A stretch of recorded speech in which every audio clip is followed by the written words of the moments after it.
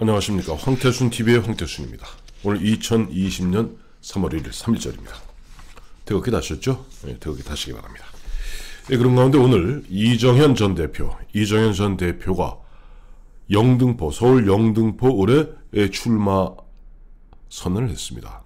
이정현 의원의 주장은 이렇습니다. 이정현 의원은 내가 지난번에 종로에 2월 4일에 출마 선언을 했는데 황교안 대표 출마하신다는 이야기를 듣고 내가 양보해 드리지 않았느냐.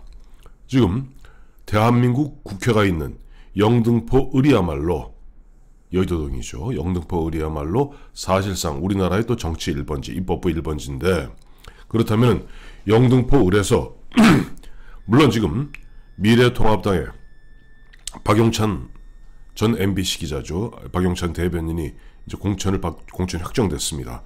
그런 가운데 박용찬 전 기자를 갖다가 박용찬 대변인을 공천한 것은 전략적 미스가 아니냐. 박용찬 씨가 흔한 얘기를 사퇴하고 나에게 단일 후보로 좀 나를 밀어주기 바란다 하는 그런 취지로 오늘 기자회견했습니다.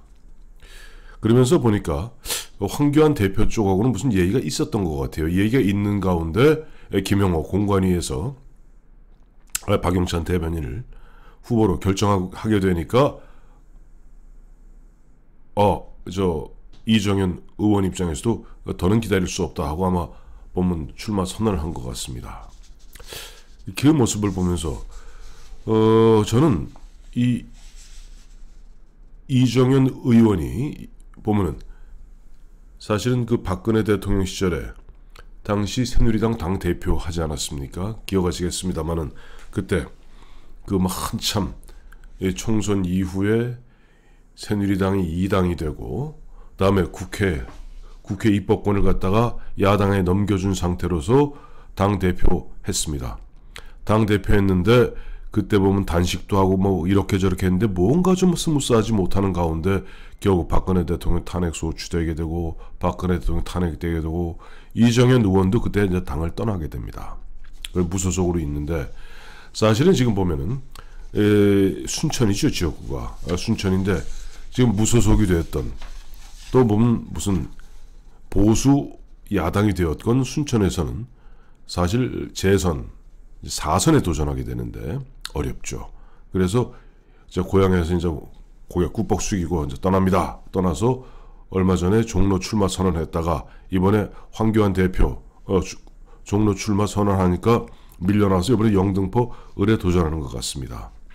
결론부터 말씀드리면 저는 이정현 의원의 이야기를 갖다가 조금은 황교안 대표도 귀담아 들을 필요가 있다 하는 생각을 하게 됩니다. 아시겠습니다만은 지금 영등포 을이란 지역은요, 그게 이제 보면 여의도동, 그다음에 신길동, 대림동으로 구성되어 있어요. 찾아보니까 15대 때는 김민석 이번에 공천을 받았죠. 그러니까 신경민 의원, 재선의 신경민 의원을 갖다가 누르고 다시 복귀한 김민석 의원이 15대면 1996년입니다. 지금부터 24년 전 얘기죠.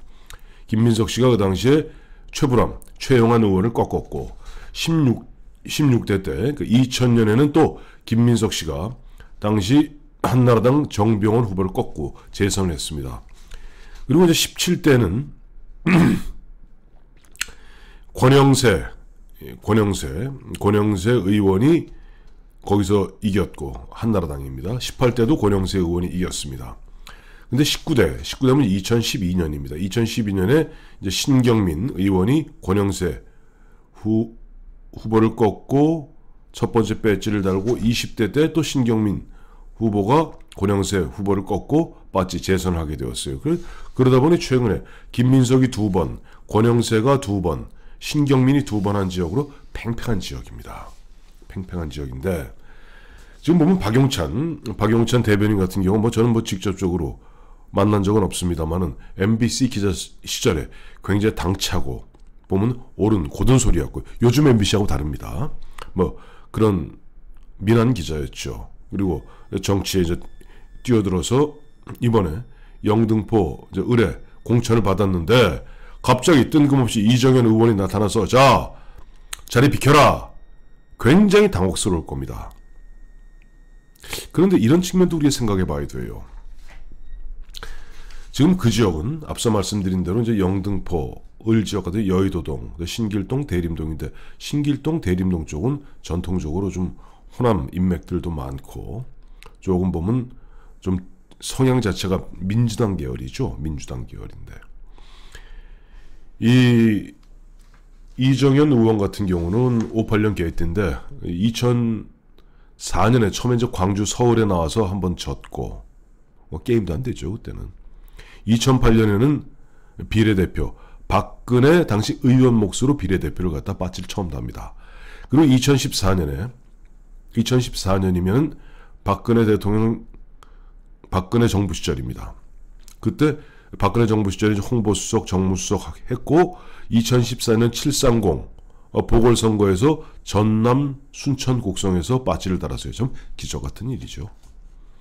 그리고 이것이 이제 분구되면서 2016년에 전남 순천에 가서 3선 배지를 달게 됩니다. 파이팅이 대단하죠. 전 기억나는 게 2012년. 2012년이면 제가 이제 종편에서 이제 한 초기에 좀 활동을 좀 하고 있을 때인데 초기 단계죠. 그때 이 양반 보니까 광주에서 출마해갖고 뭐 이렇게 뭐 임금 복장 같은 거 쓰고 뭐 이렇게 골룡포 같은 거 입고 하여튼 남의 눈길을 잘 끌고 제스처가 대단합니다. 그리고 뭐 저 보궐선거 730 보선 나갔을 때도 파이팅 그 다음에 보면 하여튼 뭐 그 억척스러움 이루 말할 수가 없어요. 자 이제 이정현 의원 그래서 당 대표까지 지난 이정현 의원을 갖다가 어떻게 하든지 이번에 마지막으로 한번 뭔가 박근혜 대통령을 갖다 모셨던 박근혜 대통령이 최고 복심이었던 이정현 의원 당 박근혜 정부 시절에 당시 새누리당 대표를 지냈던 이정현 의원도 뭔가 퇴로를 열어줘야 됩니다. 그렇다고 지금 오랜 기자생활 끝에 정치계 입문해서 그 다음에 김민석 굉장히 강자죠. 왜냐하니까 김민석 의원 같은 경우는 뭐 옛날 이야기입니다만은 2000년 선거 때 그 당시 DJ 때입니다. 그때 60.4%를 얻었어요. 60.4% 굉장히 강자입니다. 이제 그런 김민석 전 의원을 상대로 박용찬 대변인도 박용찬 후보도 어마어마하게 어려운 싸움을 벌려야 됩니다.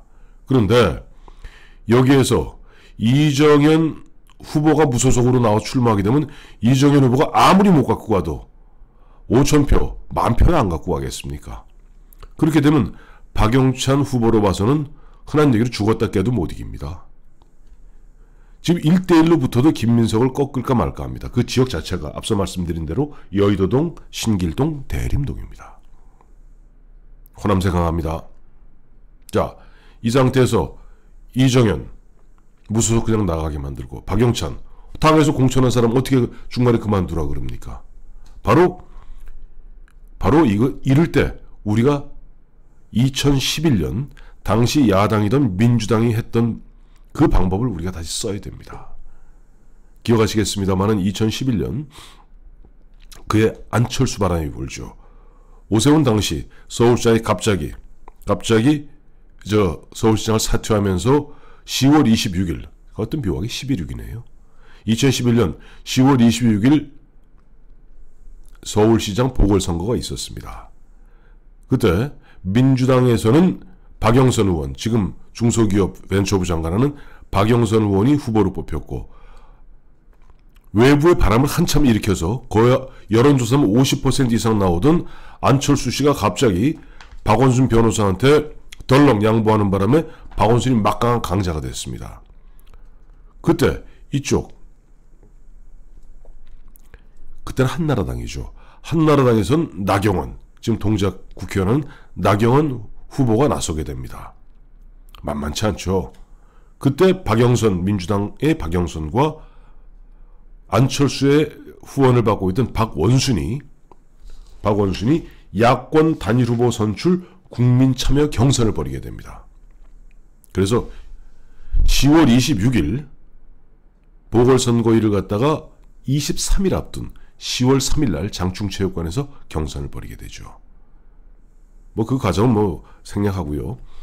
마지막에 보면 배심원들 이 비중이 30%, 그다음에 일반 시민을 상대로 한 여론조사가 30%.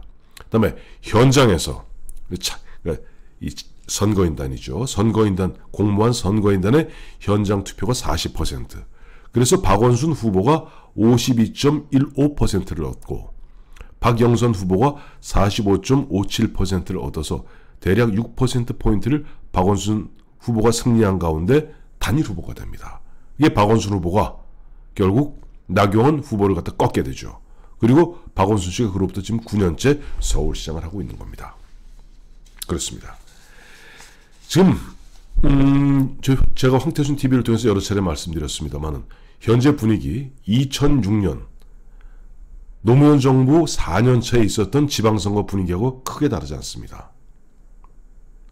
노무현 정부 그 당시 4년차에 이르러서 국민들이 염증 내고 그야말로 노무현 대통령에 대해서 어마어마한 반감을 가졌던 그 시절에 서울시 25개 구청장을 갖다가 한나라당이 싹쓸이했고 서울시의원 투표로 뽑는 비례대표 2명 빼고 투표로 뽑는 것을 100명 서울시의원을 갖다가 싹 한나라당이 압승하고 전국적으로 230개 기초단체 중에서 153개 67%입니다.를 한나라당이 싹쓸이한 적이 있습니다. 그 당시 당대표가 바로 박근혜 대표죠. 기억하시죠? 서울시에서 오세훈 후보 지원 유세하다가 칼 맞고 대전은요 했던 바로 그 선거입니다. 지금 분위기가 결코 다르지 않습니다. 근데 문제는 뭐냐니까 지금 저들도 압니다. 민주당도 어떻게 하든지 무슨 수를 써서라도 보면 지키려고 듭니다. 정말 무서운 이야기죠. 이럴 때일수록 우리가 잠시 분위기 좋아졌다고 느슨하게 긴장의 끈을 놓아서는 안 됩니다. 저는 이정현 의원의 말에 상당 부분 동의합니다.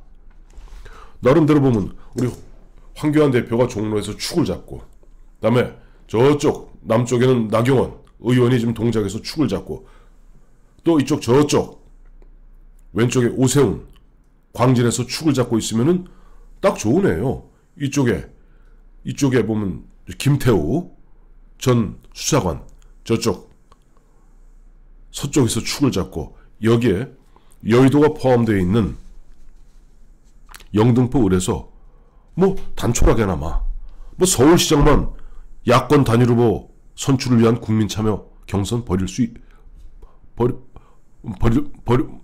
버렸는데 아니 뭐 영등포 을에서 이정현 전 대표, 이정현 의원과 지금 박용찬 대변인, 박용찬 기자 한번 붙어보는 거예요. 그림 되지 않습니까? 그림 되고 또 그래서 예를 들어서 박용찬 후보가 이기면은 이정현 후보도 그때는 깨끗하게 승복하고 그 다음에 편안하게 정계 은퇴하는 거고 뭐 은퇴할지 안 할지 모르겠습니다만은 또 박용찬 후보로 만약에 석패하게 된다 하더라도 그런 식의 과정을 통하면서 이름을 또 높이는 겁니다. 기회는 얼마든지 있습니다.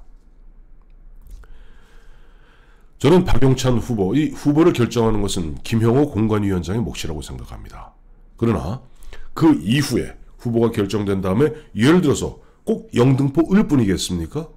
경우에 따라서는 어떠한 형태로든지 그런 야권 단일 후보를 만들어야 될 필요성이 있을 겁니다. 그럴 때 그것을 결정하는 것은 황교안 대표의 몫이죠. 저는 오늘 이정현 의원의 영등포 을 출마 선언을 보면서 자, 이것 박용찬 후보와 이정현 의원 간의 정권 심판을 위한 야권 단일 후보 경선 이거 해볼 만하다 하는 생각을 하게 됩니다.